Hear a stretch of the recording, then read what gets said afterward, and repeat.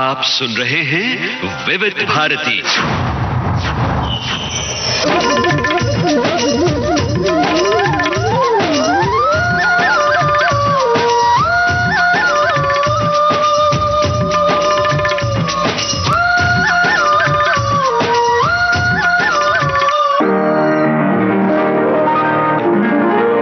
आज के मेहमान। अथ स्वागतम् शुभ स्वागतम् अथ स्वागतम् शुभ स्वागतम् आनन्द मंगल मंगलम् आनन्द मंगल मंगलम् हितप्रियं भारत भारतम् हितप्रियं भारत भारतम् स्वागतम् शुभ स्वागतम् अथ स्वागतम् शुभ स्वागतम्।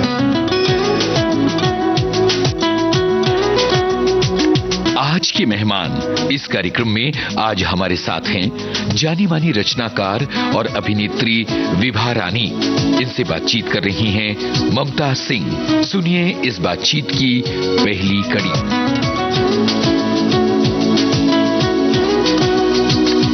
दोस्तों नमस्कार। आज विविध भारती के स्टूडियो में एक ऐसी कलाकार आई हैं जो नाट्यकर्मी हैं, लेखिका हैं, हिंदी और मैथिली की व्यंग्य लेखिका हैं, कवित्री हैं, जो लाडली मीडिया सम्मान और नेमीचंद जैन नाट्य लेखन सम्मान से सम्मानित हैं।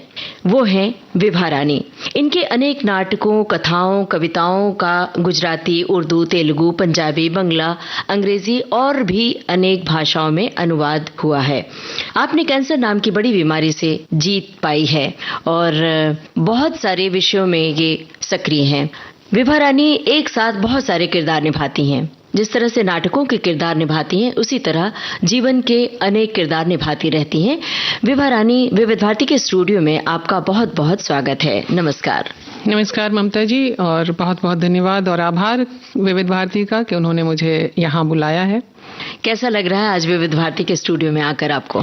विविध भारती के स्टूडियो में जब भी मैं आती हूँ तो मुझे अपने पुराने दिन याद आते हैं दो तरहों से। एक तो ऐसा था कि जब मैं खुद रेडियो में काम करती थी, उस समय मैं पढ़ाई भी करती थी और आकाशवाणी दरभंगा में मैं कैजुअल अनाउंसर, ड्रामा आर्टिस्ट के रूप में काम करती थी। और दूसरा विविध भारती, जैसा कि इसमें नाम है इसका कि देश की सुरीली धड़कन, तो ये हम सब की धड़कन बनी हुई थी। बचपन से हम इसके छाया गीत और अलग अलग प्रोग्राम्स सुनते हुए बड़े हुए हैं, तो हम ये कह सकते हैं कि ये विविध भारती हमारी रग रग में समाया हुआ है। जी, तो वो दिन कैसे थे जब आप आकाशवाणी में अनाउंसर भी थी? तो अनाउंसर के रूप में काम करना और फिर वो काम छोड़ देना, वो क्या कहानी है? मैं गई थी एमए करने के लिए दरभंगा, वहाँ ललित नारायण मिथिला विश्वविद्यालय है वहाँ से। तो वहाँ पर आकाशवाणी था, आकाशवाणी दरभंगा, और मेरी बड़ी ख्वाहिश थी कि मैं भी रेडियो में काम करूं, क्योंकि मैं रेडियो के अनाउंसमेंट सुनती थी, रेडियो के कार्यक्रम, क्योंकि तब रेडियो ही हुआ करता था हम लोगों के एंटरटेनमेंट का माध्यम। तो दरभंगा में पहुंच करके मुझे लगा कि जब मैं यहाँ पर आई हूँ तो क्यों ना मैं रेडियो में ट्राई करूं। और वहाँ फिर ऑडिशन की जो प्रोसेस होती है, तो वो ऑडिशन वगैरह दिया हमने, हमारा सिलेक्शन हुआ। और एक बड़ी अच्छी बात हुई कि मेरी आवाज या मेरा परफॉर्मेंस वहाँ लोगों को बहुत पसंद आता था। मैं हमेशा मास पेक के लिए काम करती हूँ, तो मैं जब अपने हॉस्टल से आकाशवाणी की तरफ जाती थी तो मैं देखती थी कि अगल बगल में जितने चाय वाले की दुकान है, पान वाले की दुकान है, समोसे वाले की दुकान है, वे सब अपना रेडियो ट्यून करने लगते थे। उन सबको पता चल जाता था कि आज ये जा रही हैं अनाउंसमेंट करने के लिए, तो बड़ा अच्छा लगता था। और वहाँ बहुत सारे आपके पत्र वो भी किए, हिंदी और मैथिली के नाटक किए। हमारे समय में पंडित रामचतुर मल्लिक जो ध्रुपद गायन थे बहुत बड़े, वो आए थे, उनकी रिकॉर्डिंग में हम वहाँ पर हिस्सेदार रहे, तो बहुत अच्छी यादें हैं वहाँ की। विभा जी, हमें बताइए कि बिहार का जो परिवेश था उस समय काफी पिछड़ा हुआ तो नहीं कहेंगे, लेकिन हाँ लोगों के विचार ऐसे थे कि लड़कियां घर से बाहर नहीं निकलेंगी और घर के अंदर चार दीवारी में कैद रहेंगी। तो उस परिवेश से आपको बाहर निकलना और फिर इंडियन ऑयल जैसी संस्था से जुड़ना, वो कैसे मुमकिन हुआ आपके लिए? क्या संघर्ष था? संघर्ष तो सबसे पहले ये था कि वो सारा संघर्ष मैंने अपनी माँ से सीखा था। मेरी माँ बहुत पढ़ी लिखी थी, वो अपने ज़माने की 1936 की गोल्ड मेडलिस्ट थी, और उस समय, आज जिसे हम प्लेसमेंट की बात कहते हैं, वो उस समय जिस समय वो पढ़ाई कर रही थी, उसी समय उन्हें गवर्नमेंट की तरफ से, गवर्नमेंट ऑफ इंडिया की तरफ से सीधा हेडमिस्ट्रेस की पोस्ट के लिए ऑफर आ गया था और क्या बात अपनी है। पढ़ाई पूरी करने के बाद उन्होंने उसे ज्वाइन किया था। लेकिन माँ का ये संघर्ष उपलब्धि कह ले, लेकिन उनका संघर्ष कुछ और था कि वो डॉक्टर बनना चाहती थी। लेकिन तब तक सौभाग्य दुर्भाग्य जो कह लीजिए कि उनकी शादी हो गई थी, और जैसा कि शादी के बाद होता है कि लड़कियों के माँ बाप का लड़कियों पर अधिकार नहीं रह जाता है, और वहां पर फिर घर के लोगों ने, ये मेरे पिताजी ने और उनके घर के लोगों ने उन्हें अनुमति नहीं दी कि वो जाकर के अपनी मेडिकल की पढ़ाई पूरी करें, वो मेडिकल में दाखिला ले सकें जी। तो फिर किसी तरीके से उन्हें मनाया गया कि इनकी पढ़ाई तो कम से कम रहने दी जाए, क्योंकि वो बहुत इंटेलिजेंट थी अपने समय में। तो खैर उनकी पढ़ाई किसी तरीके से जारी रखी गई। तो उनका वो संघर्ष था, मैं उस संघर्ष से को देखा था मैंने, तो इसलिए मैंने 2-3 चीजें की थी कि जो माँ ने किया है कुछ चीजें मैं करूंगी और कुछ चीजें नहीं करूंगी। जैसे माँ ने ये जिद छोड़ दी कि मैं अब जो परिस्थिति है, जो हालात हैं, तो मैं मेडिकल में नहीं जाऊंगी। तो मैंने भी बहुत सी चीजें छोड़ी, जैसे मैंने जेएनयू में जाना छोड़ दिया, क्योंकि वहाँ के समाज का इतना प्रेशर था कि लड़की कैसे जाएगी दिल्ली जैसे शहर में, कैसे एडजस्ट करेगी, तो मैं वहाँ नहीं जा सकी। लेकिन फिर मैंने दूसरी जिद पकड़ी कि मैं अपनी पढ़ाई जारी रखूंगी, और फिर वहीं दरभंगा से मैंने अपनी पढ़ाई जारी की। और उसके बाद भी फिर नौकरी के लिए आया, तो मेरी माँ ने भी एक जगह इंटरव्यू जब देने गई तो उन्होंने मना कर दिया कि मुझे ज्यादा दूर भेजा जाएगा तो नहीं जाऊंगी, क्योंकि फैमिली प्रेशर है, ये है, घर परिवार है। तो मैंने उससे ये सीख ली कि माँ ने ये कहा था, अगर मैं इंटरव्यू देने गई तो वो कहेंगे कि टिम्बकटू भी भेजूंगा, जाओगी? तो मैं कहूंगी कि हाँ मैं जाऊंगी। और वह मैं एग्जैक्टली वही बोल करके आई थी, क्योंकि मैं जब अपनी पढ़ाई पूरी करने के बाद जब मैं राजभाषा विभाग के लिए इंटरव्यू देने गई थी इलाहाबाद, उस समय मेरी शादी हो गई थी। और ये जब हमसे पूछा गया बार बार कि आपको अगर हम मद्रास भेजेंगे तो जाएंगी, मैंने कहा जाऊंगी। आपको अगर मद्रास के किसी इंटीरियर में पोस्ट किया जाए तो आप जाएंगे, मैंने कहा जाऊंगी। वहाँ आवागमन का कोई साधन नहीं रहेगा, आप कैसे करेंगे? मैंने कहा मैं मैनेज कर लूंगी। कहा वहाँ सिर्फ साइकिल चलाने रहेगी, तो मैंने कहा मैं चला लूंगी। तो आपको साइकिल चलाने आती है? मैंने कहा नहीं आती है। तो कैसे चलाऊंगी? तो मैंने कहा सीख लूंगी। तो माँ की वो बात मेरे दिमाग में हमेशा गूंज रही थी कि माँ ने जो एक जवाब दिया था कि ज्यादा दूर भेजा जाएगा तो नहीं जाऊंगी, मैं उस चीज को नहीं करूंगी और लाइफ को एक चुनौती के रूप में, जीवन को एक चुनौती के रूप में देखूंगी। तो इस तरीके से फिर वहां से 5-5.5 साल राजभाषा विभाग में काम करने के बाद फिर मैंने इंडियन ऑयल ज्वाइन किया और बॉम्बे आई। क्या बात है, तो बड़ी दिलचस्प बातें बता रही हैं। ऐसा लग रहा है कि आपकी बातों से बहुत सारे लोग प्रेरणा पाएंगे जो अपने फील्ड में आगे बढ़ना चाहते हैं। अब हम आगे बढ़ने से पहले जरा एक गाना सुन लें, आपकी पसंद का। कौन सा गाना सुनवाएं? और मैं साहिर की बहुत फैन हूँ, और जब मैं आकाशवाणी दरभंगा में थी तो लोग समझ जाते थे कि ये गई है, तो वहाँ 9:45 से 10 बजे फिल्मी गीतों का कार्यक्रम 15 मिनट का होता था, तो समझ जाते थे कि ये एक गीत तो ये जरूर वहाँ जाकर बजाएगी, साहिर साहब का। और वो मैं वहाँ जरूर बजाती थी। औरत ने जन्म दिया मर्दों को, मर्दों ने उसे बाजा दिया। तो ये मेरी उस समय से पसंदीदा गीत है और आज भी है जी। औरत ने जन्म दिया मर्दों को, मर्दों ने उसे बाजार दिया। जब जी चाहा मसला कुचला, जब जी चाहा धुतकार दिया।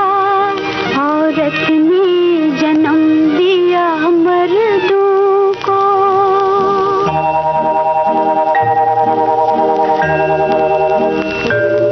तुलती है कहीं दीनारों में, बिकती है कहीं बाजारों में। नंगी नचवाई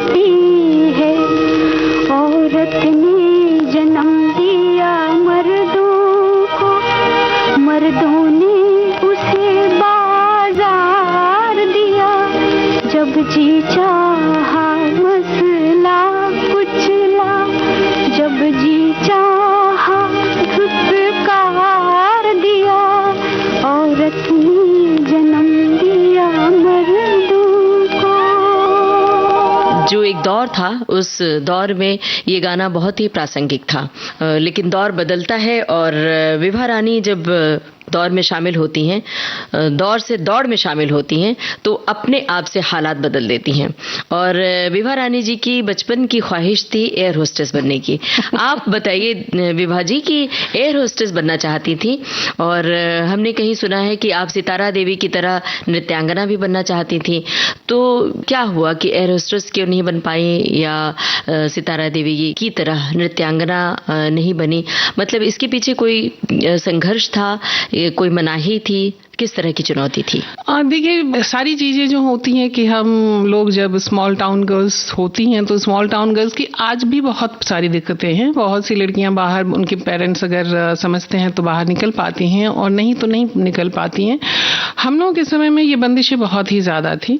हालांकि मैं मेरी चाहती थी, लेकिन समाज और आसपास का इतना ज्यादा वहां पर इंटरफेरेंस होता था कि वहाँ मतलब आपकी अपनी लाइफ नहीं हो जाती थी कि आप सांस भी ले रहे हैं तो पूरे मोहल्ले को पता है कि आप सांस ले रहे हैं और आप छींक रहे हैं, और क्या कर रहे हैं क्या नहीं कर रहे हैं, ये सारी चीजें। तो वैसे में मेरी बड़ी ख्वाहिश थी कि मैं कुछ ऐसा करूं जो सबसे अलग हो, और सारी लड़कियों से अलग, सारी लड़कियों से अलग हो, सारे लड़कों से, सारे लोगों से। शहर में मैं कुछ नया करूं, मैं ऐसा करूं कि जो वो तो आप आज भी सोचती हैं। हाँ, आज भी कर रही हैं। पता नहीं, जो किसी ने ना किया हो। तो उस समय हमारे शहर में हमारा परिवार पढ़ा लिखा परिवार था, कुछ और परिवार पढ़े लिखे थे, उसके अलावा मोस्टली सब लोग बिजनेस में थे।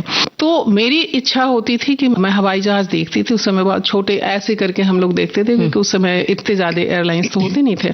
तो मेरी इच्छा थी, माँ ने बताया था कि इसमें एयर होस्टेस होती हैं जो लोगों की देखरेख करती हैं, जो लोग वहां ट्रैवल करते हैं। तो मेरे लिए यही सबसे बड़ा आश्चर्य लगता था कि हवाई जहाज उड़ रहा है और उसमें सारे लोग कैसे बैठे हुए हैं, और एयर होस्टेस कैसे सर्विस कर सकती है, मतलब वो चल रही है, फिर रही है। ये बड़ा अजूबा सा लगता था। मैं उसको कल्पना कर करके और रोमांचित होती रहती थी। तो मैंने कहा कि मैं एयर होस्टेस बनूंगी।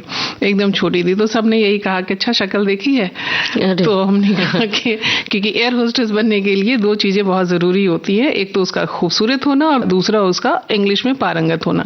तो हमने कहा कि इंग्लिश में पारंगत तो हो जाएंगे कि वो मेरे अंदर मतलब मेरे बस की बात है कि इंग्लिश में सीख लूंगी, लेकिन खूबसूरत मैं कैसे हो सकती हूँ? मैं तो ना हेमा मालिनी बन सकती हूँ, ना मधुबाला बन सकती हूँ। तो इस तरीके से वहाँ ये हो गया। फिर हमने कहा कि मुझे डांस का बहुत शौक था, मुझे गाने का बहुत शौक था। उस समय लोग, जब मैं गाना शुरू करती थी तो सारे लोग कहते थे एलपी रिकॉर्ड इसका शुरू हो गया, कि अगर मैं एक गायक का गाना गाती थी, मुझे मोहम्मद रफी बहुत पसंद थे, मुकेश बहुत पसंद थे, अगर मैं मोहम्मद रफी के गाने गाती थी तो मोहम्मद रफी के 12 गाने एक साथ में गा जाती थी। अगर किसी एक फिल्म के गाती थी तो उस फिल्म के सारे गीत गाती थी, और सभी मुझे याद रहते थे उस समय। तो मैंने सोचा कि मैं सितारा देवी मुझे बहुत पसंद थी, तो मैंने कहा कि मैं तो कथक डांसर बनूंगी। तो वो भी हो गया कि अच्छा कथक डांसर, अच्छा डांसर बनेंगे। इधर तबले पे थाप बन पड़ेगी और उधर लोग हाथ में गजरे यूं लपेट करके आएंगे। तो हमने कहा अच्छा चलो ठीक है, मैं गायिका बनूंगी, क्योंकि तब बेगम अख्तर को बहुत सुनते थे हम रेडियो पे। तो हमें लगा कि, और लता मंगेशकर और आशा भोसले, सुमन कल्याणपुर, गीता दत्त, ये सब तो थे ही जो रेडियो से और खास करके विविध भारती से हम सुनते रहते थे। तो हमने कहा कि अच्छा ठीक है, मैं गायिका बनूंगी, मैं सीखती हूँ। तो वहां पे भी फिर वही बात हुई कि सारंगी बजेगी और लोग जो है तबले पे थाप देंगे, उधर तबले पे थाप पड़ेगी, उधर दरवाजे पे थाप पड़ेगी। तो ये सब होते हवाते, ये सब हमारे अपने संघर्ष थे। तो ना मैं एयर होस्टेस बनी, ना डांसर बनी, ना सिंगर बनी। तो अब जो है वो मुकम्मल है और हम सबकी चहेती हैं और बहुत कुछ एक साथ कर रही हैं।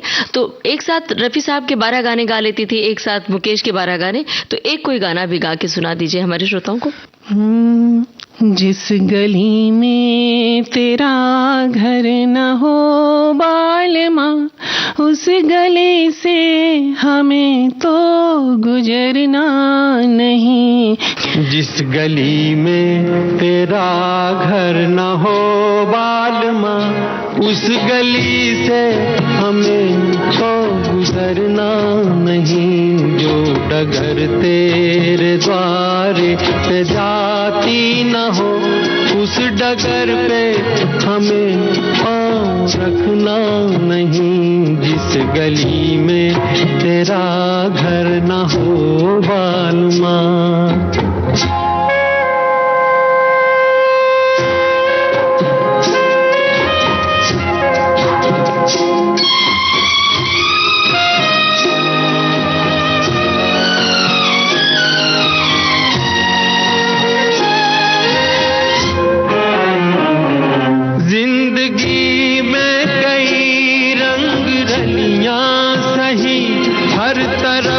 मुस्कुराती ये कलियां सही,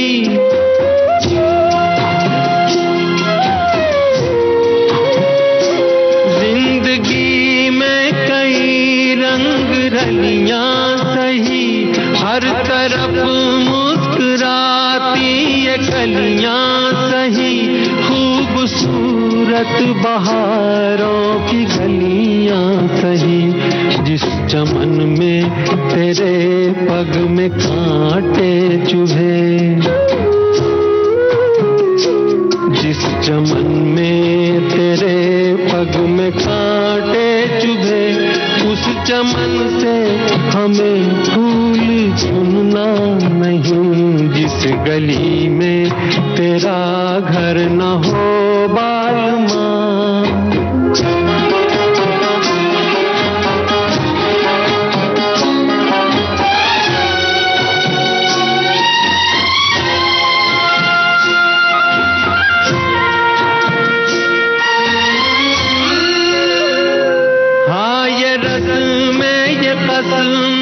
सभी तोड़ के तू चली या चुनर प्यार की ओढ़ के,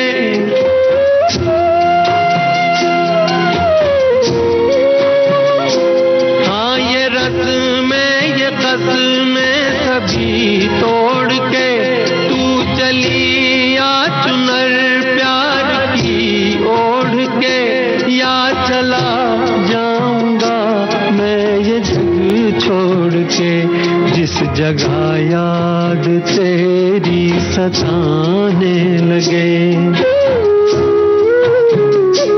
जिस जगह याद तेरी सताने लगे, उस जगह एक पल भी ठहरना नहीं, जिस गली में तेरा घर न हो बालमा, उस गली से हमें तो गुजरना नहीं, जो डगर तेरे द्वारे पे जाती न हो, उस डगर पे हमें पाँव रखना नहीं, जिस गली में तेरा घर न हो बालमा। विभा जी, हमें बताइए कि आप कविताएं लिखती हैं, कहानियां लिखती हैं, तो ये कविताओं और कहानियों का शौक कब लगा, कैसे लगा? किसी की प्रेरणा से, किसी साहित्यकार को पढ़ा या अपने आप ही यूं ही? हमारे घर में पढ़ने लिखने का बहुत माहौल था और हमारे घर में ढेर सारी किताबें थी, प्रेमचंद से लेकर के तमाम उस समय के जितने भी लेखक थे, और हिंदी में बंगाल के जितने भी लेखक थे, शरद चंद्र हो या टैगोर हो या बंकिम चंद्र हो, विमल मित्र हो, इन सभी की किताबें थी। तो घर में पढ़ने लिखने का माहौल था। सारी पत्रिकाएं आती थी, धर्मयोग, साप्ताहिक हिंदुस्तान, चंदामामा, चंपक, नंदन। हमें पढ़ने का बड़ा शौक था और मैं तो पढ़ने में जिसको कहते हैं कि वोरेशियस रीडर थी, कि मैं घर के काम करते हुए भी, झाड़ू देते हुए भी मैं पढ़ती थी, हाथ में एक हाथ में झाड़ू और दूसरे हाथ में किताब होती थी, और रोटी बेलते हुए भी मैं, रोटी सेकते हुए भी मैं किताब पढ़ती रहती थी। लेकिन ये दूसरी बात कि कोर्स की किताबें नहीं होती थी, वो उपन्यास होते थे, लेकिन मैं वो पढ़ती रहती थी, कहानियां होती थी, लेकिन वो मैं पढ़ती रहती थी। तो वो एक वो माहौल था। दूसरे, माँ के स्कूल में बहुत अच्छी लाइब्रेरी थी, तो वहां से मैंने सारी किताबें पढ़ी थी। और माँ मेरी राइटर नहीं बन सकी, लेकिन उनके पास बहुत अच्छी भाषा थी, बहुत अच्छी, उनकी लिखावट भी बहुत अच्छी थी और बहुत ज़हीन थी हर चीज में। तो वहाँ से मुझे लिखने का ज़रा सा शौक चढ़ा, और फिर मैंने, जैसा कि होता है वियोगी होगा पहला कवि, तो हमने कुछ कविताएं लिखनी शुरू की, लेकिन उसके बाद समझ में आ गया कि कविताओं में मेरी उस समय कविताओं में जान नहीं होती है, तो फिर मैंने कहानियां लिखनी शुरू की। कहानियों में भी उस तरह से जान नहीं होती थी, लेकिन बाद में फिर धीरे धीरे अपने आप को मैंने संभाला, सहेजा। मैथिली में मैंने लिखना शुरू किया, तो मैथिली के लेखक उस समय थे जीवकांत जी, सोमदेव जी, तो इन लोगों ने मुझे बहुत प्रोत्साहित किया और बहुत सिखाया। अग्निपुष्प जी, कुणाल जी, ये उन लोगों ने मुझे बहुत, एक तरीके से कह लें कि मैथिली में मुझे परिष्कृत किया और संस्कारित किया कि कैसे लिखा जाए, और फिर मैथिली और हिंदी में मैं लिखने लगी। जी, कोई याद है, कोई कविता याद है मैथिली वाली? मैथिली में मैं दोनों ही तरह के कविताएं भी लिखती हूँ, फ्री वर्स की, और गीत भी मैं लिखती हूँ। तो एक गीत है, उसका एक छोटा सा स्टैंजा आपको सुनाती हूँ। जी, गाली गीत भी गाती हैं हमें? हाँ, पर ये गाली गीत नहीं है, ये एक सामान्य गीत है। जी जी जी जी, जी। हो साहिब जी मौन बेल नहीं निर्मल ओ जी हो साहिब जी मौन भेल नहीं निर्मल ओ जी मल मल के एक बट्टी साबुन सा हम रोज नहायल देह साफ भेल मोन तो ओहिना रह गेल दल दल जी ओ साहिब जी मोन भेल नहीं निर्मल ओ जी।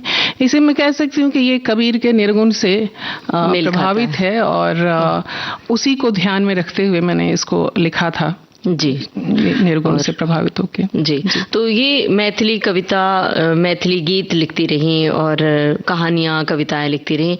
फिर आप थिएटर की ओर मुड़ गई, तो थिएटर से जुड़ने का चस्का कैसे लगा और कौन सा ग्रुप था जहां पहली बार आप गई? कौन से लोग थे जिनके साथ जुड़ी आप नाटक के जरिए?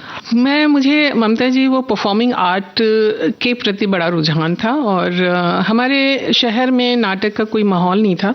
सिर्फ दुर्गा पूजा के समय में 3 दिन, सप्तमी, अष्टमी और नवमी, ये 3 दिन मोहल्ले के लड़के नाटक खेलते थे जहां दुर्गा की प्रतिमा स्थापित होती थी।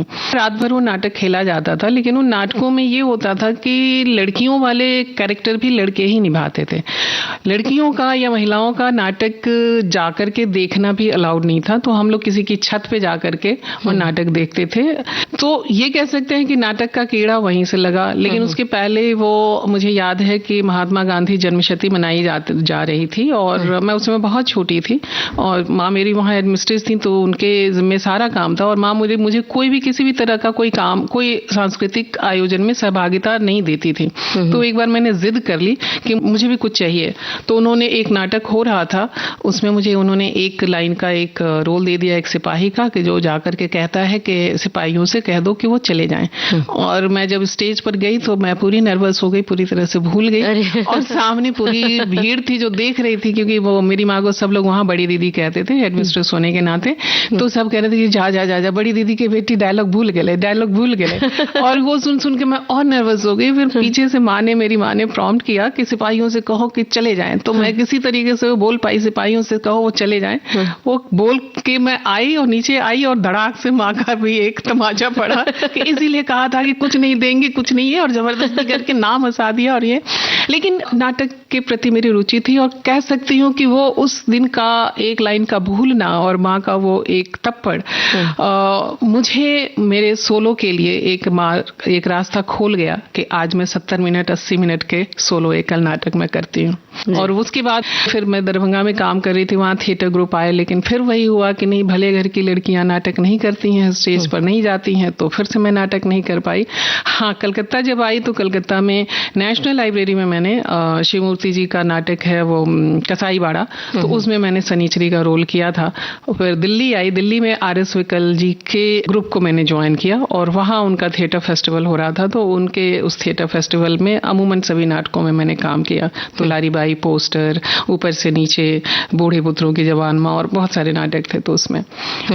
उसके बाद फिर मैं बॉम्बे आई और अपनी गृहस्थी में उलझ गई, नौकरी में उलझ गई। फिर मेरे पास इतना समय नहीं था कि मैं एक्टिव थिएटर के लिए समय दे पाती, तो मैंने 20 साल तक मैंने नाटक नहीं किया और 1987 में दिल्ली में किया था। उसके बाद बॉम्बे में आकर के 2007 में जाकर के फिर मैंने नाटक एक्टिव थिएटर की शुरुआत की। लेकिन इस बीच मैं नाटक लिखती रही, नाटक से मेरा जुड़ाव बना रहा, स्टेज पर नहीं, स्टेज के पीछे से। और मेरे नाटक फिर अलग अलग जगहों पर अलग अलग ग्रुप्स के द्वारा, जैसे विवेचना जबलपुर ग्रुप अरुण पांडे दादा का, वो उन्होंने पीर पर आई किया। फिर कई अलग अलग ग्रुप्स ने अलग अलग नाटक किए और आज तो मेरे 3-4 नाटक हैं जो लगभग पूरे देश और विदेश में हर जगह वो मंचित होते हैं, अलग अलग ग्रुप्स उसको करते हैं। जी, तो उन नाटकों का जिक्र करना चाहेंगी? कौन से वो नाटक हैं जो आज मंच पर हो रहे हैं? हाँ, जो अरुण दादा की टीम विवेचना रंग मंडल जबलपुर जो करती है वो पीर पर आई है, जो यूपी बिहार में गाए जाने वाले एक सोहर पर आधारित है। हिरणी और कौशल्या की कहानी है उसमें। उसके अलावा मेरे 3 नाटक हैं जो बहुत ही ज्यादा पॉपुलर हैं। एक है आओ तनिक प्रेम करें, इसे मैंने भी किया था, महाराष्ट्र गवर्नमेंट की तरफ से मुझे इसके लिए बेस्ट फीमेल एक्टर और इस नाटक को बेस्ट प्ले का अवार्ड मिला था। क्या बात है। और दूसरा नाटक है दूसरा आदमी दूसरी औरत, इसे भी महाराष्ट्र राज्य का विष्णुदास भावे पुरस्कार मिला है इसके लेखन के लिए। तीसरा नाटक जो अभी चल रहा है वो नया नाटक है, इसी साल आया है, मटन मसाला चिकन चिली, इसके भी अलग अलग शोज हो रहे हैं। तो ये तीनों नाटक बहुत ही पॉपुलर हैं। बहुत पॉपुलर होने का कारण शायद मैं ये समझती हूँ कि ये सभी नाटक सिर्फ 2 पात्रों के हैं। और नाटकों के साथ जो सबसे बड़ी प्रैक्टिकल प्रॉब्लम होती है लोगों के पास बजट की, और बजट उनके पास होता नहीं है, तो वो कम पात्रों का नाटक वो चाहते हैं।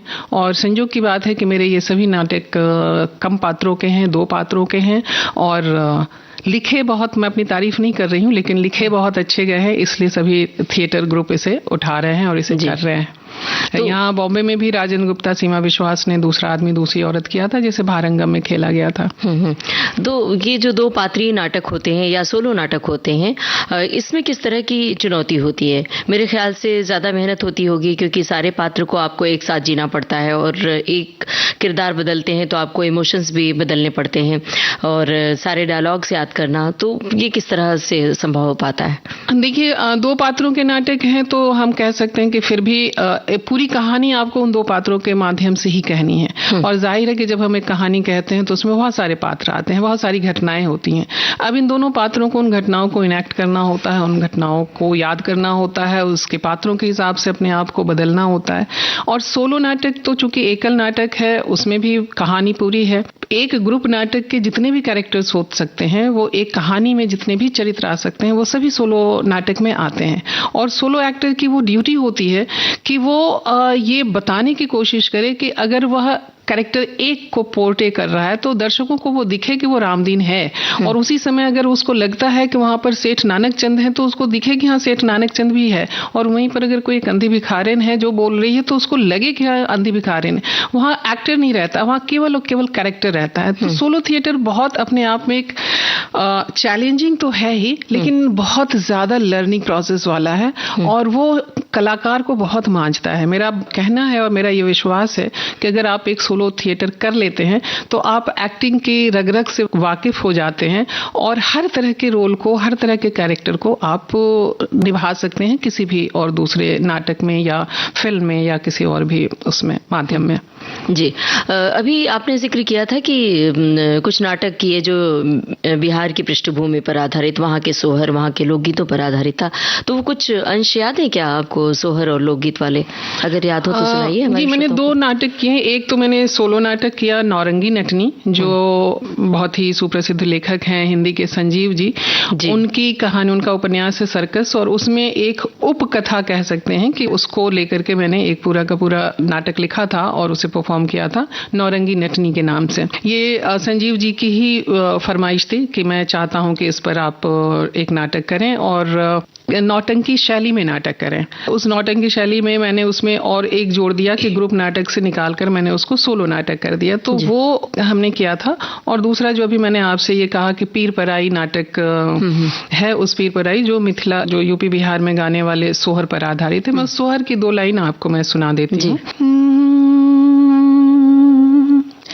छापक पेड़ छेहुलिया पतवन धनवन हो रामा ताहि तर ठाड़ हिरनिया के मन अति हनुमान हो रामा तहि तर ठाड़ हिरनिया के मन अति हनुमान हो।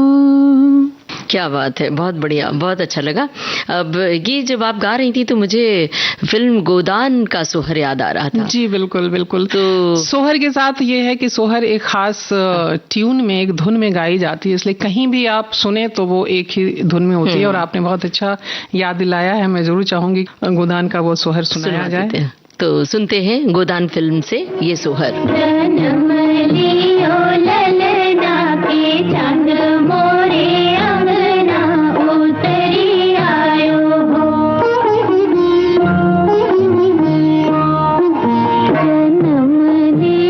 ललना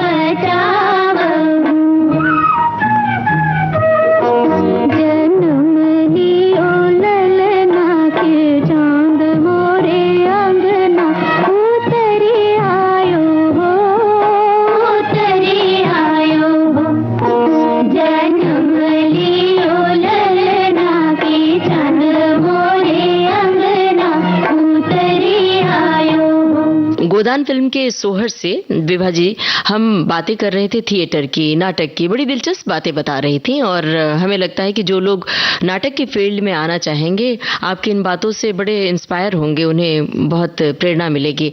अब नाटक से हम चलते हैं आपकी फिल्मों की दुनिया में। फिल्मों में कैसे आपने एंट्री की? क्या कहीं आपको ऑफर आया या फिर बचपन का कोई सपना था जो पूरा हुआ? जी, ये बचपन का ही सपना था, क्योंकि बचपन में भी हम वही कह रहे हैं कि हम लोगों के लिए मनोरंजन के दो ही साधन थे, एक तो घर में रेडियो और दूसरा शहर में लगने वाला सिनेमा। हमारे शहर में सिनेमा आता भी था तो जो फिल्म आज यहाँ रिलीज हो रही है वो 2-3 साल बाद वहाँ आती थी, लेकिन हम लोग के लिए वही नई फिल्म होते थे और हमें फिल्में देखने का तो बड़ा शौक था ही। हम लोग तो चोरी छुपे भी जाते थे, मोहल्ले की जो भी नानी, चाची, दादी, भाभी जो भी मिलती थी उनके पीछे लटक लेते थे, एक एक पैसे इधर से उधर से करके जोड़ करके जाते थे, माँ की डांट खाते थे, सुनते थे, लेकिन सिनेमा देखते थे। तो सिनेमा के पर्दे पर जब वो हीरो हीरोइन आते थे तो सुनकर के आपको थोड़ा विचित्र लगेगा, हंसी भी आएगी, लेकिन होता ये था कि अगर राजेश खन्ना और मुमताज गाना गा रहे हैं तो वहां से मुमताज गायब हो जाती थी और वहां विभा रानी चस्पा हो जाती थी गाते हुए, बिंदिया चमकेगी, चूड़ी खनकेगी। तो ये हमेशा लगता था मुझे, बहुत ही ये कहें कि बड़ा सम्मोहित करता था कि एक पर्दे पे कैसे 3 घंटे में पूरी की पूरी कहानी कह दी जा रही है और इतने सारे सीन्स हैं, इतने सारे लोग हैं, इतनी एक कहानी है, एक्टर हैं, हीरो है, हीरोइन है, कैरेक्टर एक्टर्स हैं। तो मुझे हमेशा लगता था कि काश मैं भी इसका एक हिस्सा बनती।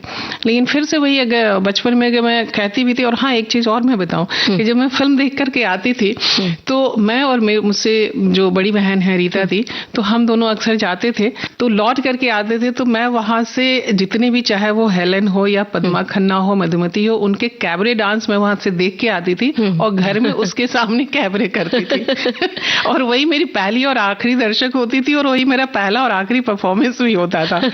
तो ये होता था कि मैं वहां से मैं कुछ करूं, लेकिन वैसा कुछ हो नहीं पाया। दिल्ली में विकल जी ने एक शॉर्ट फिल्म बनाई थी दूरदर्शन के किसी उसके लिए, तो वहां पर हमने एक छोटा सा काम किया था। जब बॉम्बे आई, बॉम्बे में भी मैंने आपको बताया कि 20 साल तो मैंने थिएटर ही नहीं किया अपने पारिवारिक और नौकरी के जिम्मेदारियों की वजह से। बाद में मैंने फिर इसको परसू करना शुरू किया, सीरियसली परसू करना शुरू किया कि मुझे फिल्मों में काम करना है। और फिर जैसे इसकी सिचुएशन होती है कि इसका तरीका होता है कि ऑडिशन देना, तो ऑडिशन देना शुरू किया और फिर मुकेश छाबड़ा के एक ऑडिशन को मैंने क्लियर किया, ये कह लीजिए कि उसमें मैं सफल हुई। और नवदीप सिंह की फिल्म थी कलर येलो प्रोडक्शन की, आनंद एल राय की लाल कप्तान, जिसमें सैफ अली खान थे। तो उस फिल्म में मेरा एक रोल था लाल परी का। तो सीन तो एक ही था, लेकिन उन्होंने कहा कि ये कैरेक्टर बहुत पावरफुल है और पूरी कहानी इस कैरेक्टर के इर्द गिर्द ही घूमती है, लेकिन सीन एक ही है, क्या आप करना पसंद करेगी? हाँ, करेंगी। हमने कहा कि हाँ बिल्कुल मैं करना पसंद करूंगी, क्योंकि मेरे लिए हमेशा ये रहा है कि काम छोटा हो या बड़ा हो, काम अच्छा होना चाहिए, चैलेंजिंग होना चाहिए और मेरा काम लोगों को याद रहना चाहिए। तो ये ऐसा हुआ, तो वहाँ से फिर हमारी फिल्म की यात्रा शुरू हुई। उसके बाद मैंने महारानी वेब सीरीज आ रही थी, तो उसमें भी सुभाष कपूर जी ने मुझे महारानी पार्ट 1 में काम दिया था, तो वो भी लोगों को काफ़ी पसंद आया। उसके बाद से फिर ये सिलसिला शुरू हो गया है कि जहाँ मैं फिल्में, वेब सीरीज और टीवी सीरियल्स ये सब कर रही हूँ। जी, ये टिकुली क्या है? टिकुली एक भोजपुरी सीरियल है जो जी गंगा भोजपुरी चैनल हुआ करता था, तो वहाँ पर ये आता था और उसमें मैंने दादी का रोल मैंने किया था। जी, तो ये भोजपुरी था, तो चूंकि भोजपुरी मैं कह लूँ कि ये भी मेरी एक और मातृभाषा है, क्योंकि ये मेरी सास की भाषा है, सास भी मेरी माँ के समान ही है। तो लोगों ने मुझसे पूछा कि आपको भोजपुरी आती है? मैंने कहा हाँ भोजपुरी मुझे आती है, क्योंकि मेरी ससुराल में भोजपुरी बोली जाती है और मैं अपने घर के जितने भी वरिष्ठ लोग थे उनके साथ भोजपुरी में ही बात करती थी। तो इसलिए फिर मैंने वहाँ भी ऑडिशन दिया, वो ऑडिशन क्लियर किया, उसके बाद उस सीरियल को मैंने किया। जी, टिकुली। तो भोजपुरी की बात करें, भोजपुरी का कोई लोकगीत याद आता है, सुनाएंगे? हमार बलमो हमार बलमो रात काहे न आइला, हमार बलमो रात काहे न आइला, सोने के थारी में जेवना परोसल, सोने के थारी में जेवना परोसल, हमार बलमु हाँ हमार बलमु रात काहे न जेवला, हमार बलमु रात काहे न जेवला। अब बलम का जवाब है कि धोतिया धूमिल रहे कुर्ता मलिन रहे, धोतिया धूमिल रहे कुर्ता मलिन रहे, तो हर किरिए तो हर किरिए हम लाजे नाइनी, तो हर किरिए हम लाजे नाइनी, हमार बलमु रात काहे नाइला। क्या बात है, बड़ा ही सुंदर गीत, भोजपुरी गीत आपने सुनाया और हम तो एकदम उत्तर प्रदेश और बिहार के पृष्ठभूमि में पहुंच गए सुनते हुए, और हमारे श्रोता भी शायद पहुंच गए होंगे। तो अब हम आगे बढ़ने से पहले जरा एक गाना सुन लें। बिल्कुल। रंग बरसे अरे रंग बरसे भीगे चुनर वाली, रंग बरसे रंग बरसे भीगे चुनर वाली, रंग बरसे रंग बरसे भीगे चुनर वाली, रंग बरसे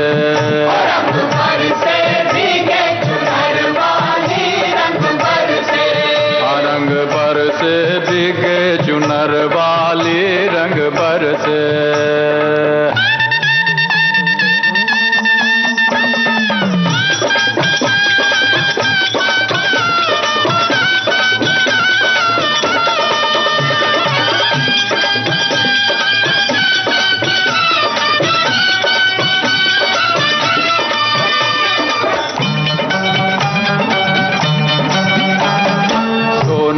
थारी में जो ना परोसा, सोने की थारी में जो ना परोसा, सोने की थारी में हाँ सोने की थारी में जो ना परोसा, हर खाए गोरी का यार बलम तरसे, रंग बरसे ओ रंग बरसे भीगे चुनर वाली, रंग बरसे रंग बरसे भीगे चुनर वाली, रंग बरसे।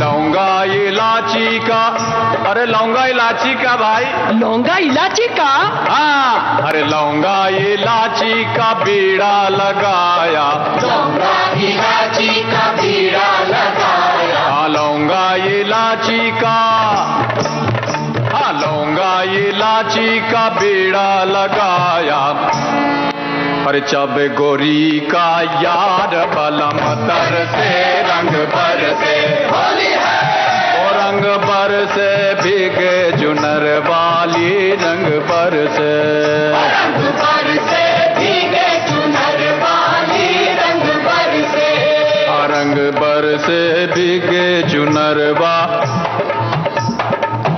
रंग बरसे भीगे चुनर वाली, रंग बरसे।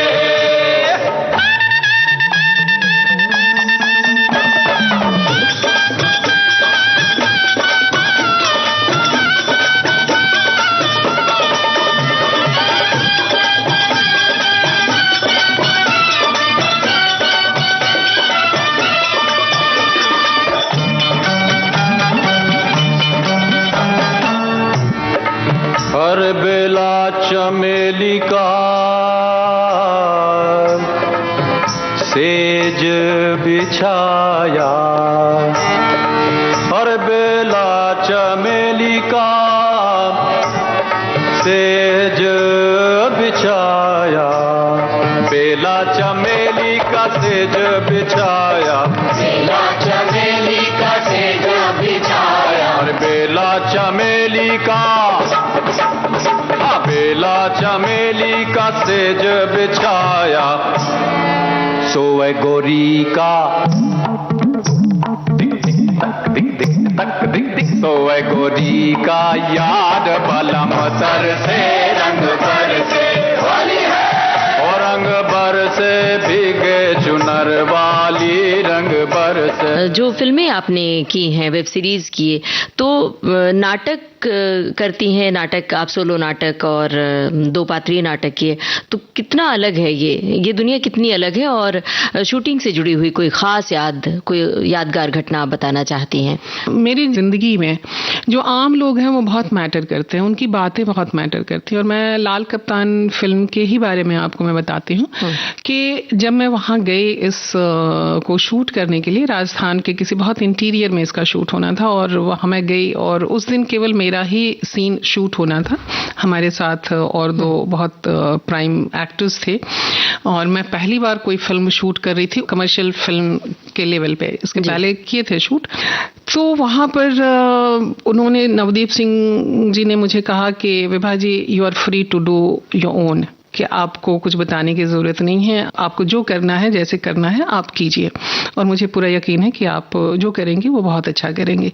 तो ये एक जो डायरेक्टर का विश्वास होता है एक्टर के ऊपर, तो ये आपको एक्टर को बहुत बल देता है, और बल भी देता है, और उसके साथ साथ उसको वो एक रिस्क, एक डर भी देता है कि वो उस मानक पर खरा उतरे, उस मानदंड पर खरा उतरे और जो डायरेक्टर ने देखा है। तो खैर वो शूटिंग होती रही, और उस दिन शूटिंग बहुत देर तक चलती रही।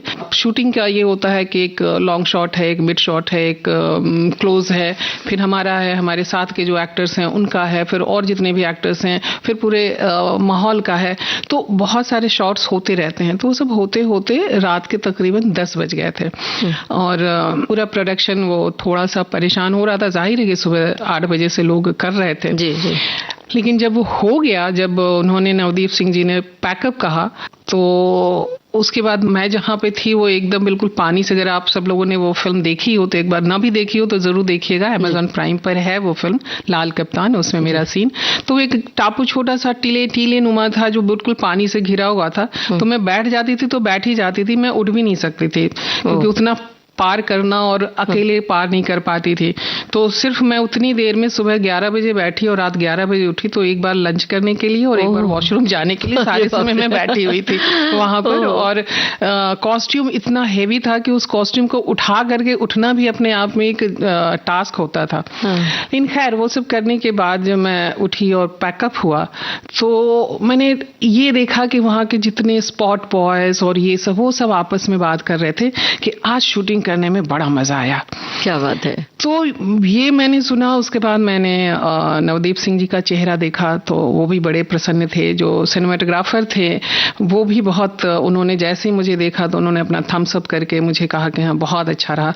तो ये जब होता है तो लगता है कि हाँ ये सारी चीज़ें आपको संतोष देती है। और यही सिचुएशन महारानी के समय में भी आई थी कि सुभाष जी ने तो मुझे कुछ नहीं कहा, उन्होंने केवल बता दिया कि ऐसे ऐसे करना है। लेकिन जब वो शॉट खत्म हुआ, मेरा शूट खत्म हुआ, तो बाकी जितने जो मेरे हेयर ये थे, आर्टिस्ट थे, मेकअप आर्टिस्ट थे, और बाकी और जितने भी प्रोडक्शन के लोग थे, तो वो सब आकर के कहने लगे कि मैम आपने क्या परफॉर्म किया है। हम लोग तो सब बिल्कुल कैमरे से हुक हो गए थे, स्क्रीन से हुक हो गए थे, इतना शानदार आपका परफॉर्मेंस रहा। मुझे लगा कि हाँ वो तो सब शायद सामने मुंह देख करके तो लोग बोलते होंगे, लेकिन जब देखा हमने तो अपना काम ठीक ठाक ही लगा। तो ये इन सब चीज़ों से अपना एक बल होता, बल आता है, हिम्मत बढ़ती है और लगता है कि हाँ काम मैं कुछ ठीक ठाक कर रही हूँ, आगे और भी कुछ ठीक ठाक ही शायद करूँ। जी, हम अपने श्रोताओं को बता दें कि ये आपकी जीवन की मतलब एक नौकरी के रिटायरमेंट के बाद की पारी है जी, और जिसमें लोग थकान महसूस करते हैं और ये फील करते हैं कि अब आराम का समय है। लेकिन विभा जी अभी रिटायर नहीं हुई हैं, वो लगातार सक्रिय हैं, लगातार काम कर रही हैं। अब आगे बढ़ने से पहले कौन सा गाना सुनवाएं विभा जी, बताइए। मुझे हर तरह के गीत अच्छे लगते हैं और खास करके थोड़े जो शरारती वाले गाने होते हैं ना, वो ज्यादा अच्छे लगते हैं, और खास के जिसमें मधुबाला के गीत मुझे उस हिसाब से बड़े अच्छे लगते हैं। तो मैं चाहती हूँ कि मधुबाला और किशोर कुमार पर फिल्माया चलती का नाम गाड़ी, चलती का नाम गाड़ी का जो लेकिन पहले दे दे मुझको 5 रुपया 12 आना। जी सुनते हैं। लेके एक अंगड़ाई मुझ पे डाल नजर बन जा दीवाना।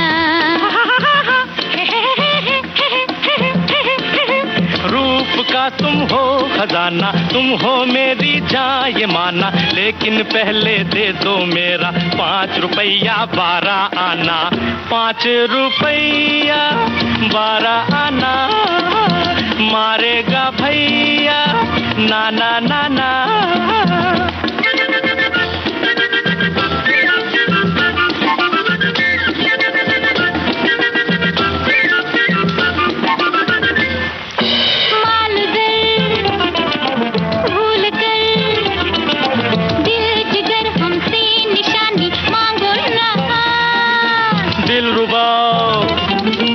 क्या कहा दिल जिगर क्या है जवानी मांगो ना, तेरे लिए मजनू बन सकता हूँ, लैला लैला कर सकता हूँ, चाहे नमूना देख लो।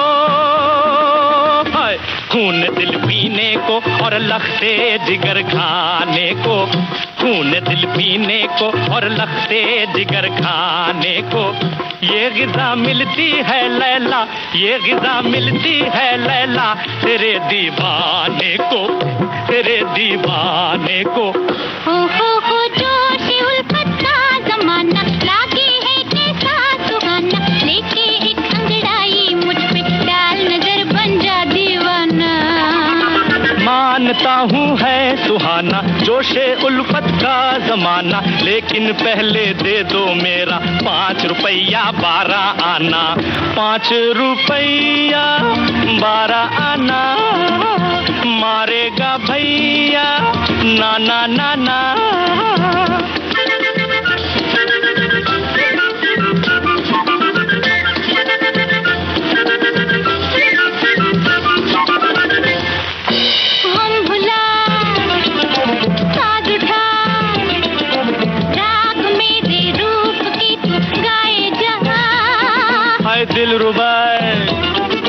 दिल रुबाए, हाँ इसी अंदाज से फरमाए जा, गीत सुना सकता हूँ दादरा गिन कर पूरे 12 मात्रा, चाहे नमूना देख लो।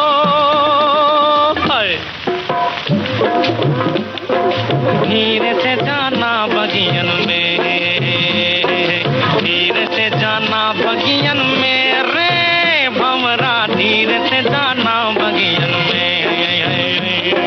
हो ये लल्ला डिंग लल्ला, हो ये लल्ला हो तू कला का है दीवाना, कम है क्या तुझको बहाना, लेके एक अंगड़ाई मुझ पे डाल नजर बन जा दीवाना।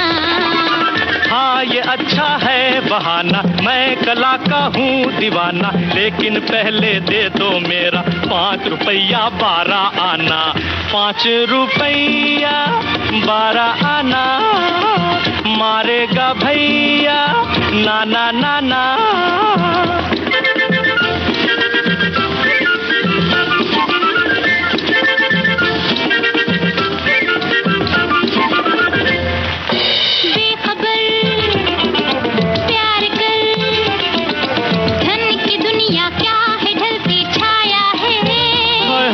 दिलरुबा सच कहा, साच तेरा प्यार बाकी माया है, तेरे लिए जोगी बन सकता हूँ, जंगल जंगल फिर सकता हूँ, चाहे नमूना देख लो।